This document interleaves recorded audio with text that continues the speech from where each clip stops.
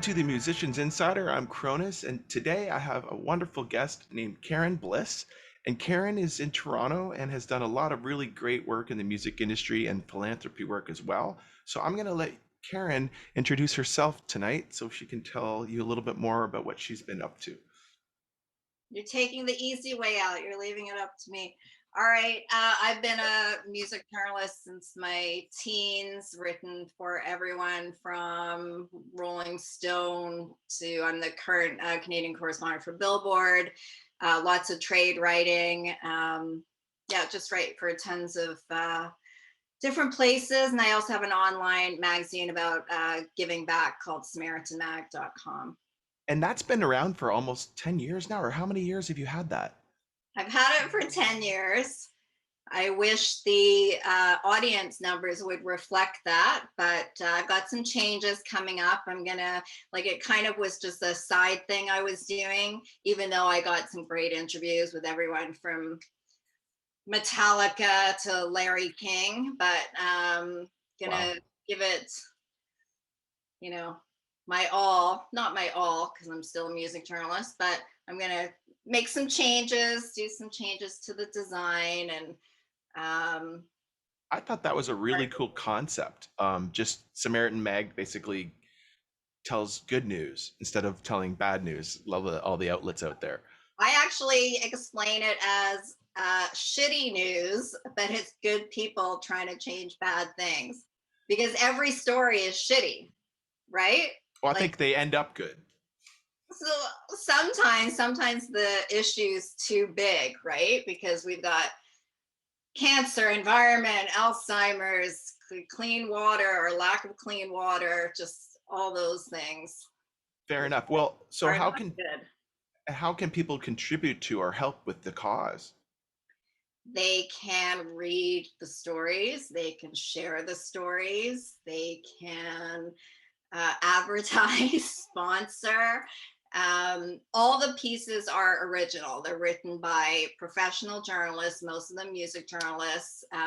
We've interviewed some amazing artists for it. It's not just, it is music heavy for obvious reasons, but we'll also cover a corporation, a big bad corporation, but they're corporate. Their charity platform. Maybe there's products where a portion of the proceeds go to a certain cause. Yeah, we cover everything. Like, you'll have to vet the charities yourself, put it that way. Understood. But I've always felt that since your journalism is filled with integrity, and a lot of people don't have that, and I really that's what I like about what your style is with the music journalism and everything. So when you choose causes to get behind, I already know they're coming from a place where they've been pretty well vetted, at least to make a story about it, or you wouldn't even talk about it. And none of it's sponsored. It's all real. Yeah, So I mean, it is hard. I can't vet the charities, and I really don't, but I am selective about what we cover. So, if it's just for an example, just someone trying to I don't know, there's the ones that you're like, I'm not so sure about that. But, if it's coming from an already established charity, it doesn't have to be a registered charity. If I know that that person's going to, say, El Salvador and actually, using the money to go purchase goods for an orphanage, which is something I actually did with some friends. We can cover that. Like, I'm sure, we've seen in Toronto actually some big charities, long running charities, where, the executive directors embezzled or stolen the toys and that kind of thing. So it's way too hard for me to personally like vouch for these charities.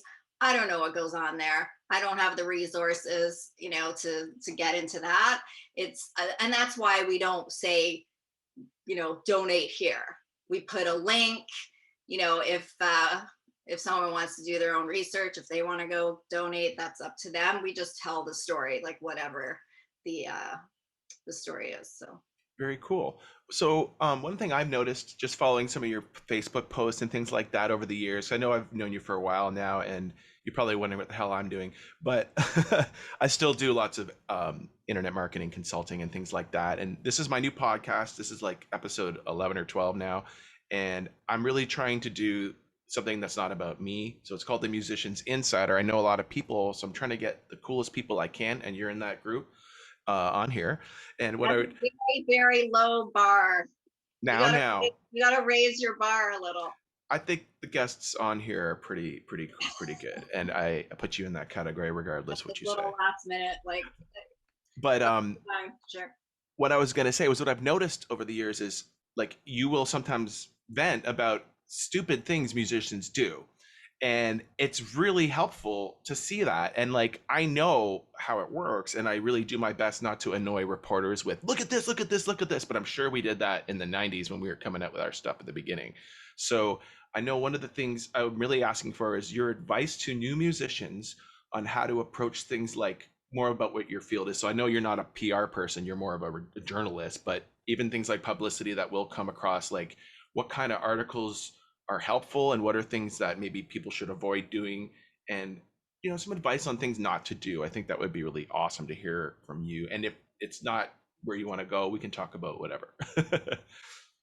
I mean, there's not a lot that you shouldn't do. I mean, do whatever you can to get people to pay attention to your music. But really, ultimately, the most important thing is the music and the songs. That's not to say that you shouldn't understand the business and take those steps to understand the business. Because if that's what you want to do for a living, then just like in any other industry, you have to understand it. Later, when when there's too much work, then you need a manager, then you need an agent. But I'm not really into this, like, I'm an artist, like, I don't know about business. Well, then you're going to get screwed and you're not going to make a living. You're going to have a day job, and you can write your songs and play them, at your local play bar, which there's nothing wrong with that. But if that's not your goal, then invest in yourself the same way one would going to school or interning somewhere.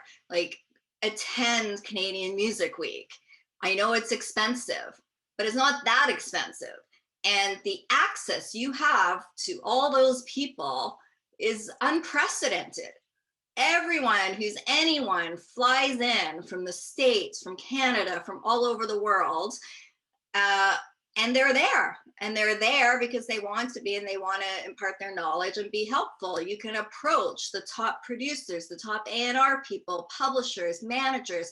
You can learn about things that maybe you don't know much about, like NFTs and blockchain and licensing and all those types of things. So that would be my number one advice to musicians: so learn the business. So Canadian Music Week this year, because of the pandemic, was online, and I jumped into a bunch of Zoom rooms, and it was really cool to be able to just talk directly with some of the people running it, because basically they're the moderators and they're making sure that this is going to fly, because there's no room of 500 people, it's all online, so they're really going to give you the attention. And a lot of people don't even know how to use Zoom, so they don't bother.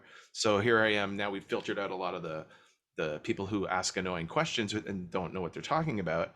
And it enabled me to sort of make some really good, solid Canadian connections, because I just moved back from the US in March of 2020. It was a really good thing to, in the last 2 years, go over anything or online. There's been a huge opportunity to do things like MIDEM conference online, and even Loop and Ableton Loop in Germany, and things like those things you can, Yeah. and even NAM. Sometimes those panels and keynotes are archived for the people who have purchased the pass, so you don't have to watch it live, and then you can go back. But I should say, but that by saying, people are asking annoying questions, that is the type of thing that I feel intimidates people not to ask questions. And I suggest people should ask questions. So to me, there's no such thing as an annoying question or a stupid question. Like, I feel like if you're going to invest and attend these panels, like, yeah, maybe prep ahead of time and don't just be silent. Granted, a lot of the panels do provide all the information that, is intended during that hour, but if you have a question, ask it, and I know it can be intimidating to stand up in a panel and ask your question, but no one's going to moan, and there really aren't stupid questions. Yeah, only So stupid the people. But I worst think, question actually is when people do like go on and on, like, I've got this gig and what, like, do get to your question. But other than that, like, I don't think there's any stupid I questions. think there really is more annoying requests when someone like emails you and asks you something like preposterous, like that kind of thing. I think that's more what I was getting at. Like, I mean, I do feel bad, and this happens a lot. I don't have a ton of followers on Instagram. I'm not on there a lot. I don't, I'll get there. But, on Facebook, there's a lot of people on there. I probably know 200 of them out of 4,000 or more. People will like send me private, like the DMs, and they'll say, can you listen to this? Or what do you think of this? Or can you something? I don't have time. If I did that with everyone who asked, I would have no time to, have a coffee. Like, I just can't do that. And it's work. If I listen to your music, that is work for me. and what do Even they if expect I to can't- gain? What do they expect to gain from that? well, I get it. They want feedback. And Like, it's tough, but you have to build relationships, you know? I do appreciate sort of, because I've done it too for my other projects where I just cold email someone, and most of the time no one responds, and I get it. It is nice when someone responds. And I was going to make a concerted effort that, like, whoever messages me, I will take that time, but it's a lot of time. well, maybe your message might say, I received your music. I'm very busy, but I don't want to leave you hanging and let you know that I did, take a second, or at least I have it. I'm not sure if I'm going to be able to give you the feedback you want, but you might get some better feedback from, and you send them a resource. Yeah, and that's the other thing. Like, I'm mainly a trade writer, and not only am I a trade writer, I'm the Canadian correspondent for Billboard, and Billboard is US, and people don't necessarily understand that. There is no Billboard Canada. I can't just write about whatever I want. They're extremely selective because the international editor has the entire world that, he's assigning stories to. They're not going to cover an unknown act, who just released one song. It's just not going to happen, you know? And I get that. And some advice might be, what's the kind of thing they would cover? I mean, why would it matter though? Like, why not like start locally with, more appropriate publications that cover, do 100 reviews in like Exclaim or Now and those types of things. So Like, I've been out of the loop. Is Now and Exclaim still around? Exclaim Chart still Attack? around. I believe Now is still around. Yeah. I don't know if it's physical anymore. I've barely left my house, but yes. Um, there's tons of bloggers. I know there's crap bloggers, but there are tons of bloggers and podcasts. I think it's common sense in a way what Billboard covers, or read Billboard even more. When I get messages from publicists, top publicists that say, if I request an interview, oh, is this for Billboard Canada or US? I'm like, whoa, like, do you not know your job? There is no such thing as Billboard Canada. Like, find Billboard Canada for me. So I do feel that people aren't actually reading the publications that they're pitching and approaching. I find people don't even read their own Facebook posts that link to stuff. They just share it. Like, it's really bad. Lately, people's attention spans are so small. But that's an opportunity for artists, though, who want to perform like a DJ instead of like a cover band anymore. I'm finding you can jump from song to song halfway through them, and no longer are you frowned upon for not playing the entire 11-minute song. You are actually losing them after 3 minutes anyway. It's so weird how the entire internet generation has just changed things. So building on advice for new musicians and new artists, what do people need in their press kit these days? Do you happen to know? I know you're a journalist, but I thought I'd ask you that. Yeah, I mean, honestly, I want a good bio that isn't made up. So you're not from outer space. You're not the greatest band since the Beatles. Just like an honest bio with the facts. I prefer not hiding stuff. So if you were in a band before and you don't speak to the drummers, you don't want to mention them, like, it's just put in the name of the band you were in, like if you put out 3 albums or Well, something. Sebastian Bach does not talk to Skid Row. Yeah, I'm sure the bio like says a little like that he was in Skid Row. But I'm saying at a local level. Yeah, just a good bio, a great photo, not against the wall, not a headshot ever.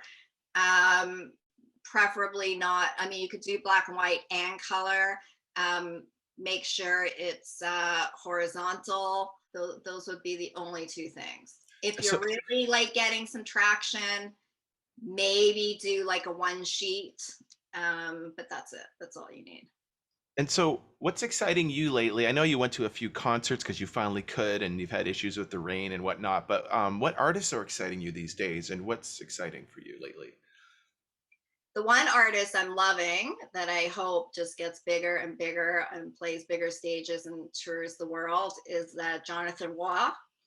And, he has put out quite a few albums over the years and he's been at it. But his dad is Patrick, and he also was pursuing hockey to some degree, but his passion was music. And he put out a couple of records, I believe. And then Corey Hart was introduced to him. And then Corey was working with him and releasing stuff through Warner. And then he went out on his own, and his new stuff is just amazing. Now that's Warner Music Canada, correct? Yeah, he's not with Warner anymore, but Okay. his new stuff's great. So being where you are in the industry, I'm going to ask you about how that works because this is very, very confusing to some artists. They don't realize that there's a difference between Warner Music Canada and Warner Music America, and that if you're signed to Warner Canada, it's a domestic deal. You may end up needing a day job just to like get by with your career. And how would you respond to something like that? Would you recommend artists just take what deal they can get, or is the Canada deal a death warrant for your global career? Geez, I don't see it the same way you do at all. I don't see, just having a deal with Warner Canada means you need a day job at all.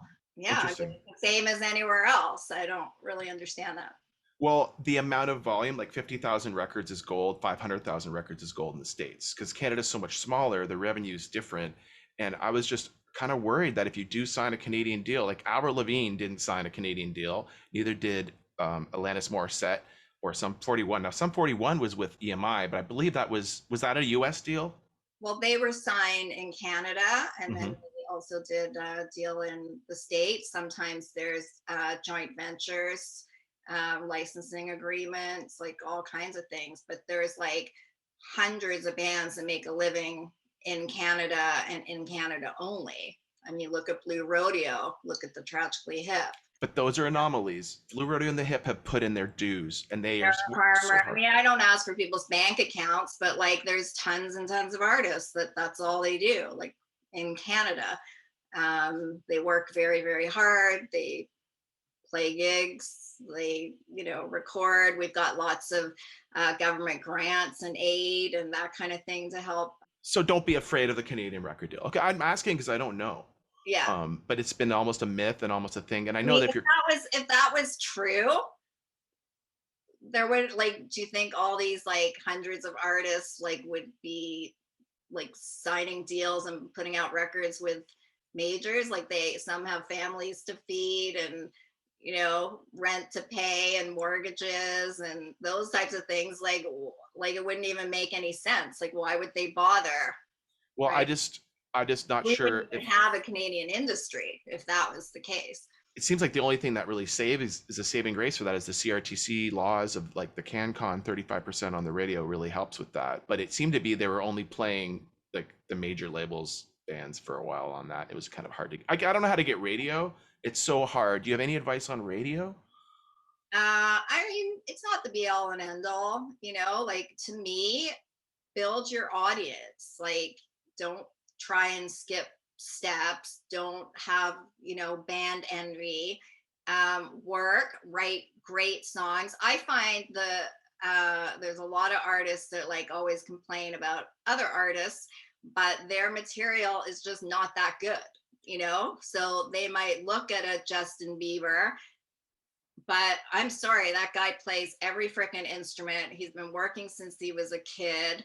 You know, he worked his ass off. He puts on an incredible 2 hour show. I don't know what that takes out of him. Um, and his songs are catchy. So, you I know, can't get into him, but I respect and agree with you that he's doing great. sure. I would try to like. I thought the smartest thing he did was the Jack U thing. Like he played with them, which is Skrillex and Diplo, so that was pretty smart. I do a lot of the Burning Man scene and all that stuff. We run skate Yeah. camp, and I've spent a lot of time listening to electronic music now. So it's opened up a whole other world of compilation kind of or collaboration things that I never thought existed. Yeah. Um, I mean, to me, the things that musicians should do starting out are network, make friends, go. I mean, I'm talking like in not a pandemic. Um, go to open jams.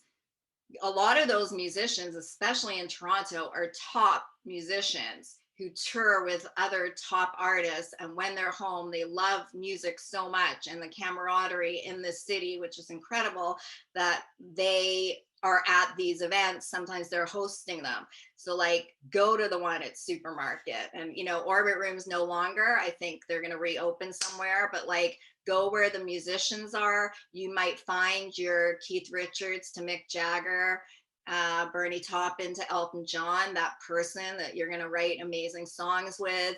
Be nice to people. You know, I don't know, just network and build up, and people will, think of you. If you're portable, even better. Like if you can play your songs on acoustics, you can hop on stage and open for someone. If someone drops out, like be accommodating. Go on stage when you're supposed to go on stage, go off the stage when you're supposed to go off. If you're the first band on, don't wait until the venue starts to fill up. Go on when you're scheduled, because you throw everyone off and you're going to piss off the booker, and they're not going to book you again. Bring your friends and family out. Don't just like wait for everyone else to do the work for you. I mean, those are the things. That's what you got to do.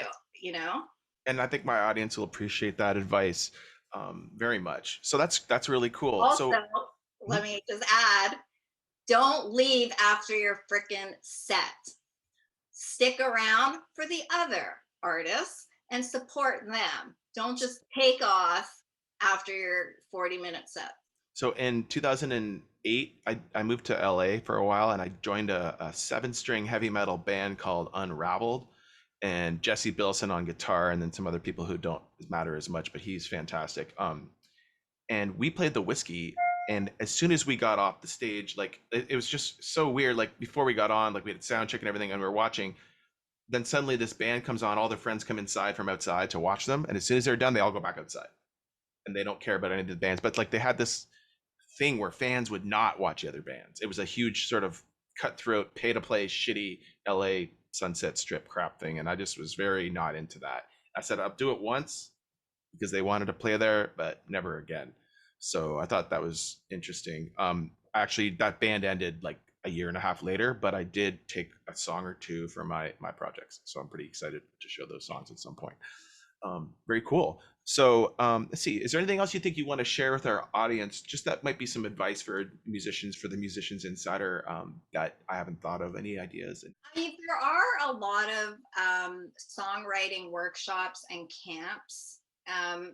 Even the best songwriters, the artists that are young and they've written these killer songs, you're like, whoa, you wrote this song when you were a teen. If you look at Zeppelin or those kinds of bands, like, but even now there's like young people, like if you look at Billie Eilish, right? Yes. Um, you always get better. You're going to get better throughout your life, experimenting, being really discerning and critical of your stuff, collaborating, being open to input from other songwriters, producers, A&R people, publishers, people that have that ear, and even hitting the road. you'll come back better music, better players, just more intuitive and more creative and more comfortable. So I feel like, always register your songs with the PRO, like in Canada, it's SOCAN. They have tons of workshops and things. I shouldn't say tons, but you can call them and see what they have. Camps where you're like thrown in over 1 day or 2 days and you're teamed up with someone and the three of you go or off like, and you write a song and then you play it at the end of the day and maybe that song gets placed later. There's a lot of them. If you look online, a lot of them are run by established songwriters. There's memberships you can pay, and there's online workshops, and those are really helpful because you're going to meet other songwriters and artists, and maybe when you do a tour next, like you can stay on their couch or open for them and utilize their audience. So yeah, it's definitely good to make friends and to learn and be open. If you're arrogant, it doesn't really get you very far unless you're Oasis, but that's like a separate thing. That's their bio. You have humor. But yeah, that is something pretty important, I think. Very cool. I just lost the three things I was going to say to you, but an idea I learned. So you said go on the road, woodshed a little bit, get better. Example for me was I had in 2005, I remember I toured a record I released, and one of the songs on there was called Gone. And I used to play it live, and I started doing the solo a little different live. I'd embellish it and add all these little parts to it. So then come 2020, I finished another album and I did a song called So Gone, which is like a redone of that. I added a rapper to the front of it, and the solo, I played the live solo that I had been playing live, and I just put that on the record. And it's now when I play it live, I play it exactly the same way, but it evolved from the live show. So like, you see like Metallica or the Stones, when they do certain songs live, they add few little things here and there, or Joe Satriani add some live stuff to his song. I covered a Satriani song when I did my version. I added all his live fills to it instead of the studio version. And to me, that embellishment kind of stuff is really cool. So I love the idea of getting out and playing live as a test. Another piece of advice I guess I'm going to give too is I made the mistake in 2005. Oh, the poster's not on the wall. I took it down. We played at the Horseshoe Tavern 2004, and we invited everybody out. It was my first show. Like, bad idea. Like, go do 20 shows before you invite everyone to be at your show, because by the time we were loaded in and sound checked and everything, I was ready to go to bed. So my show was weak. I wasn't in a good spot, and we hadn't really worked out the kinks of on stage banter and whatnot. So it sucked. And I mean, that's good advice because I have to admit, if I do go see an artist and I don't think they're great, I probably won't go see them again. Maybe 2 years later or 3 years later. It depends how bad they are, right? Exactly. And don't chintz on the video. Make a good video. Solid. I mean, the other thing is, I do like banter within reason, depending on the style of act. So if you are solo and you're acoustic, don't just like play song after song after song. Like tell the story behind the song, and because I think those are amazing. People love that stuff. Yeah, I love it. And don't be afraid to make mistakes. Like people love that too, like there's a charm to that. If you're a rock band, it's a different thing. Like maybe just get on with it kind of so thing. If you're a rock band, create moments in your show where maybe the guitar player and the singer come to the front of the stage for a certain part where it's like a moment of the audio and it pauses and drummers are laying back and the bass player is getting a drink or something, where people who have those memorable moments. I think those are very, very crucial. I have seen, and I feel this is a mistake. I don't know if others feel it too. I've seen artists not gauge the audience. So I've seen a new artist get on the stage at like a horseshoe and there's not really anyone there, perhaps. And they start doing the overhead clap thing and trying to get people to clap. That is not a good thing to do. Work the crowd when there's a crowd. Yeah, it's very hard to get people to clap, unless you really are at an arena level. It's not very cool to clap. So people aren't really going to be doing that. don't divide the crowd if there's no crowd. Like maybe stay away from the cliches. Yeah, I think the thing is, like, it's just like if you went to med school, like think of all those years of prep, an internship or articling as a lawyer, uh, that kind of thing. Like you have to pay your dues. That's just the way it is. And part of that is treating it as a full-time job. So you wake up, you're right, make it a discipline.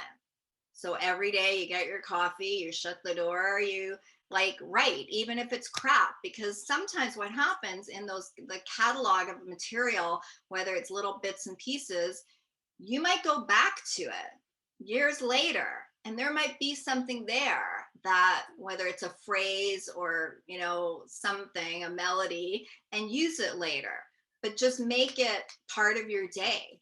I have a box of tapes from when I was a little kid, like 16 to 25. I had that's my, I don't know, 16 to 20ish. I had a 4-track that I was using that a friend showed me how to use, and I recorded so much crap on there. I went back through them and I found a song, and I 25 years later put it on the new record. Like I'm just like, Yeah. and it works.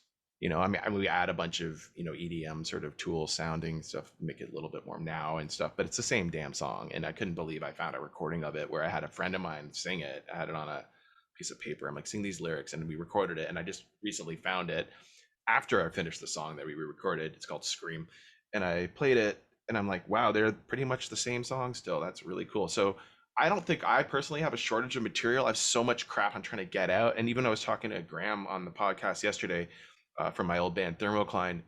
There's riffs from that band that I'm like, I'm gonna use this guitar riff because it's awesome, and I can't wait to show you what we do with it. And even the last record I did, I now have a friend who wants to mix a song with me from that, and I'm like, okay, well, that's gonna go on the next album, and there's a lot coming with that. But there's so much opportunity with all your own material that you can really revisit anything you've ever written, and just kind of don't throw it away. You never know what's going to be something. I've had a friend say, Aaron, remember that song you did?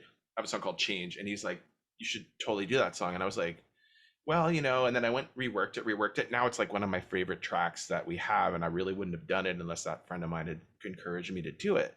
So it's so neat to see things evolve. And for me, so I've never had any children.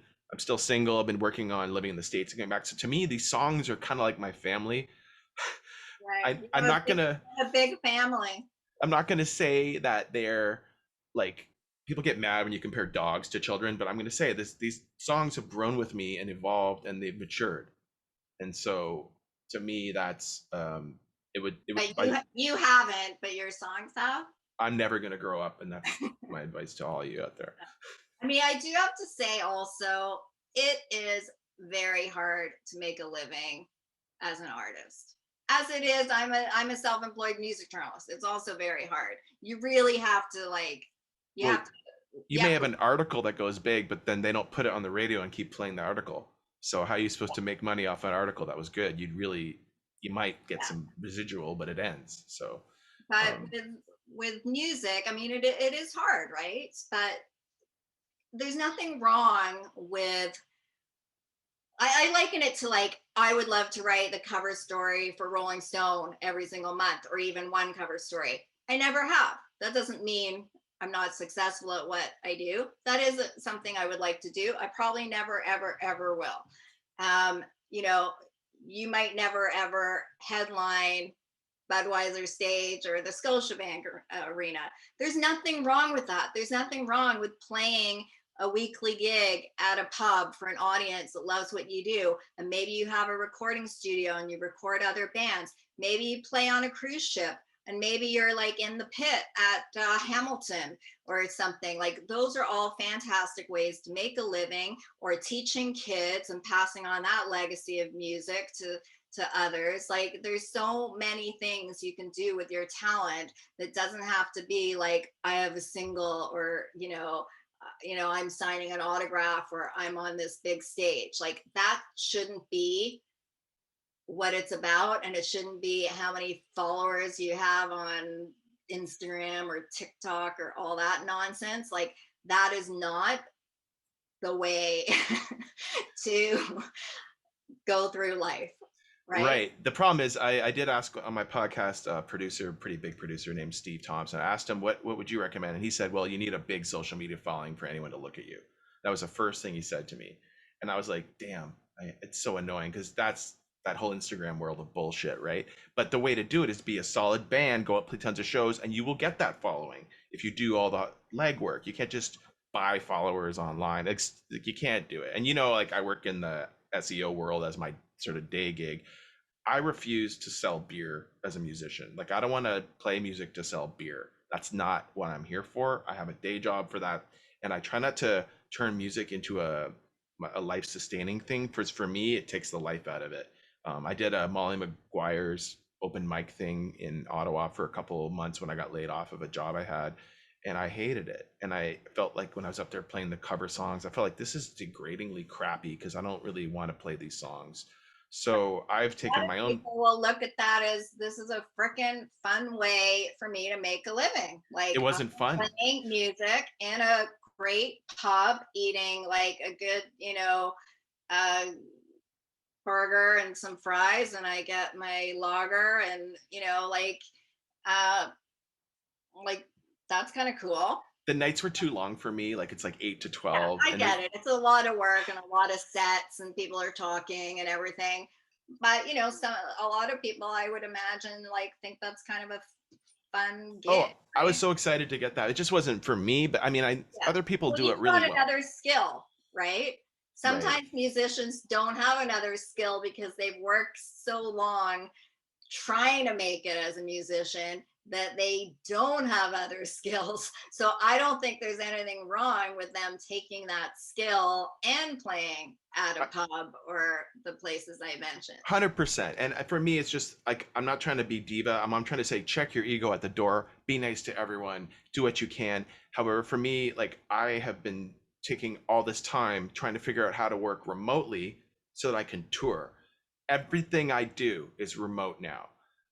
This podcast, I can bring this with me. I can set up anywhere. I just literally need to have a space to do it. And this I do every week, but I can, like, I stack them up. Like, so I did someone yesterday and I recorded you tonight.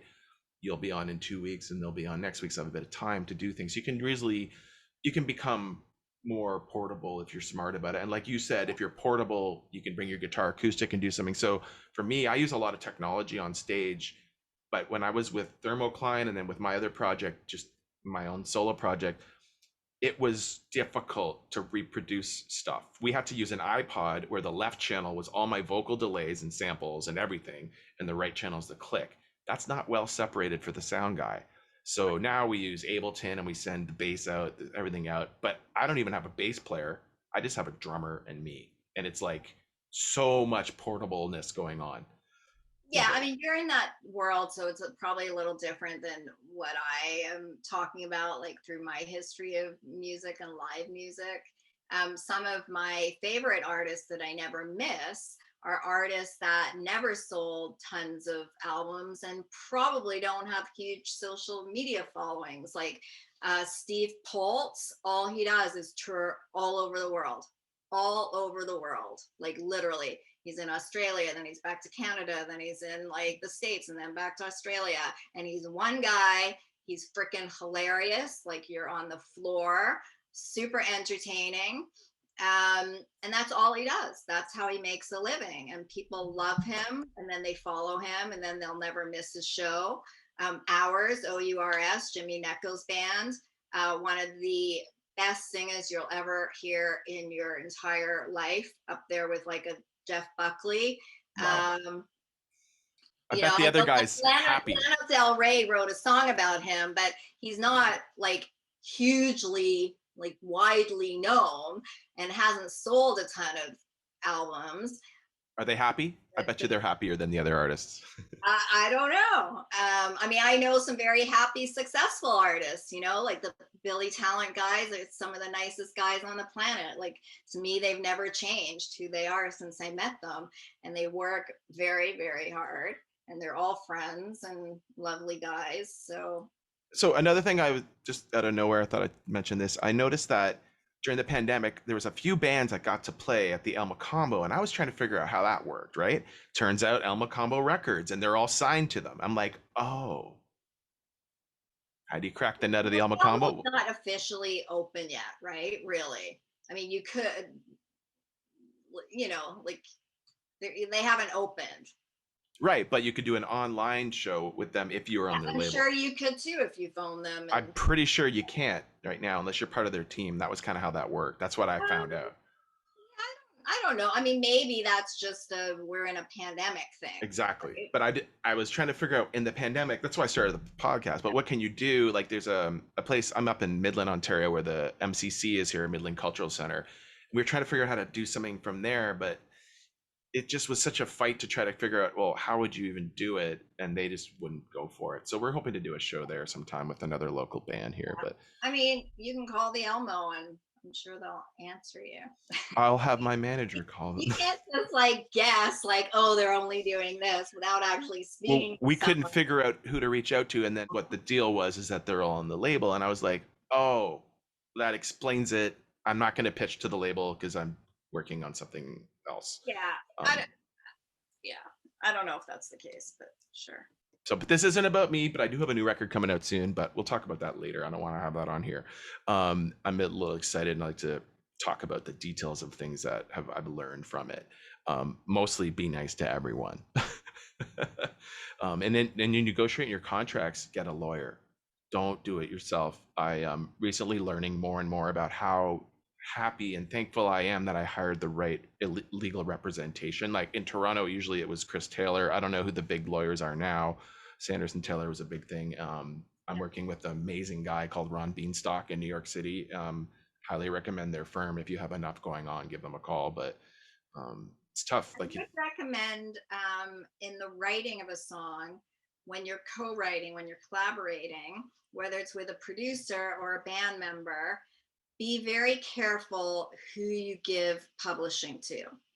So there are ways to give someone a piece of a song without officially cutting them into the publishing. So registering this, just be sure that if you're going to give a quarter, a half, writer to share. someone, that they really did contribute, and in 10 years from now when you're not speaking, you're not going to be bitter because they really didn't write anything, or they just changed 2 words. Like, you got to be careful with those types of things, especially with licensing that song later on, and that production needing you to sign off that you own the copyright and everything. SOCAN is great. Like, they are a nonprofit. They collect, the royalties for you. And they're also there as artist liaisons to answer all these types of questions. So I might not even be explaining it properly, but they can. But you can't just like register a song with SOCAN and change it. As far as I know, once it's registered, that is it, written in stone, and that's what it is. So I've actually changed one after the fact, but to save Yeah. money, that it had to be done. But let me explain. I didn't think you could change it after. You have to have their permission.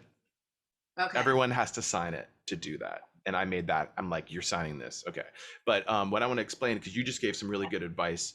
I'm going to give an example. So the writer's share can be 75% me and then 25% my producer. But then the publishing is 100% my label and my publishing company. So that's it. So what I did was I found a fantastic producer, Parker. He lives in LA. He's from XLNTSOUND. Parker Amont, AMENT. I love that guy.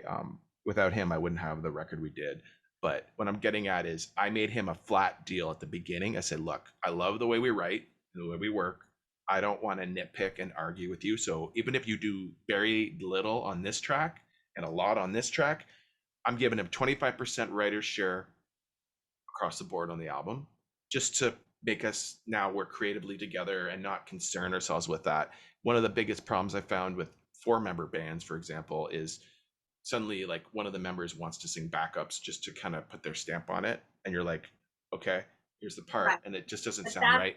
that's not a piece of publishing. I mean, essentially, a song is still legally lyrics melody. Oh, What ends up happening is your singer's got, you know, a Ferrari and you're still driving your 15-year-old Honda Civic. And that's where the problems like well, start. didn't is this? I think this is true. It might be a rumor. I believe Axl Rose forced all of Guns N' Roses to give him all the rights to everything, or he was going to throw the towel in, and they all had to do that at some point before the Use Your I've Illusion never 2. heard of that. I heard that. I'm not gonna know if it's true. I'll look it up and I'll put a link if it is. But that's the kind of thing you want to avoid. Like, I personally have no qualms with anyone I've ever played music with. I really have gone back with everyone and made friends. Like anyone we've had issues with, it's all under the rug, except for one producer who tried to rip everyone off. And Right. I mean, the other thing I think some new songwriters, artists don't know is you don't pay a songwriter to work with you. You pay a producer to produce a song. You can pay for beats for a track if you're, you know, EDM or, you know, pop artist or hip hop. But if, you know, Diane Warren is going to come write a song with you, you don't pay her. Like that comes later with the end result, you know, getting released and becoming successful. I went to the North Hollywood Music Festival, I think it was called, and she was a speaker there. And I got to sit in a room with like 20 people, and she was talking. And Dionne Warwick's son was also there, and he told us the story about how he wrote Pink's "Let's Get This Party Started." It's kind of hilarious. I'm just going to share it with you. He went into the bathroom stall, sat down, and said, "Let's get this party started." Then he went, "Oh my God." Really? He said it. I don't think I can listen to that song again now. I'm Maybe sorry. I'll just I'm not sorry. every time I'm in the washroom, I'll think that. Isn't that great though? Like, so like the weirdest things come out of those things. But I heard that just being at a songwriter's workshop. And when I knew Diane Warren was there, I'm like, wow, I'm gonna watch her. I have a photo of her somewhere. I'll stick it in here. But One yeah, of really the cool. greatest songwriters ever in the pop world. So many songs. Very cool. Well, I think that's good. I really appreciate you being on the show today, Karen, and I'd love to have you back sometime. And if there's ever a big story you want to share, I would love to share it with people. And maybe someday I'll have a story that you can tell. I hope so. But until then, this has been the Musicians Insider. Thank you so much, Karen Bliss, for being here. And we will see you again soon.